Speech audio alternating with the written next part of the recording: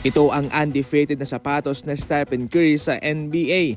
Ang record niya kapag ito'y kanyang sinusuot ay 5-0, wala pang talo.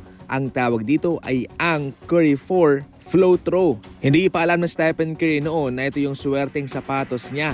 Pero kalaunan, nalaman niya din pagkatapos na magkaroon ng hindi magandang panimula sa kanilang laban kontra Memphis Grizzlies. Sa halftime, ito'y kanyang sinuot. Pinalitan niya yung kanyang unang sapatos ng kanyang Curry 4 Flow Throw.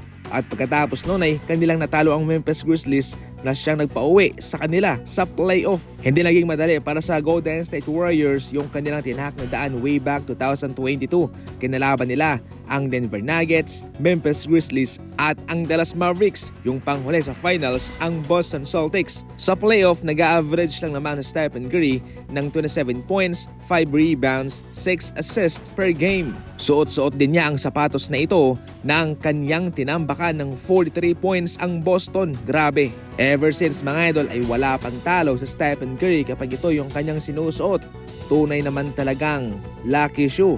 Napakaswerte ng sapatos na ito para sa kanya. Ang halaga nito ay nasa $140 lamang o kung sa Philippine money ay nasa mahigit 8,000 pesos. Pero pagkatapos ng kanyang mga performance na iyon na mayroong kinalaman sa kanyang Curry 4 Flow Throw na sapatos, nagkaubusan na at mahirap nang makabili. Yung mga kolektor nga ay bumabayad na ng double o triple pa sa original na presyo at yung iba'y nakabili ng at least $1,000. Yun ang kanilang binayad o nasa mahigit 58,000 pesos. Grabe! Binuksan na nga ni Stephen Curry ang kanyang kauna-unahang tindahan sa China. Well, hindi lang sa China kundi sa buong mundo. Kasama niya yung kanyang signature shoe athlete na si De'Aaron Fox na nag-debut rin ng kanyang kauna-unahang sapatos under sa Curry brand.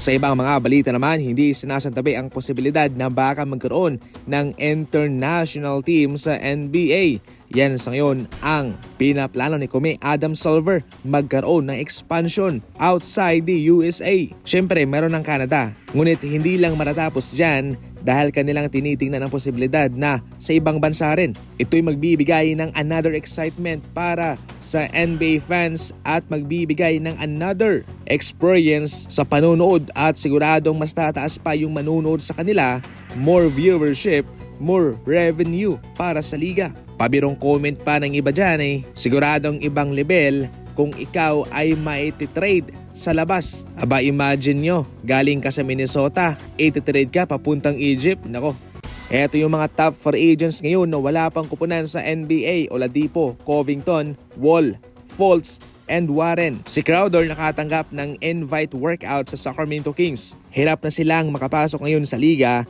dahil mayroon pa namang mas magaling kaysa sa kanila. At ang malaking advantage ng mga bagong salta ay mas healthy sila kumpara sa mga veteranong ito.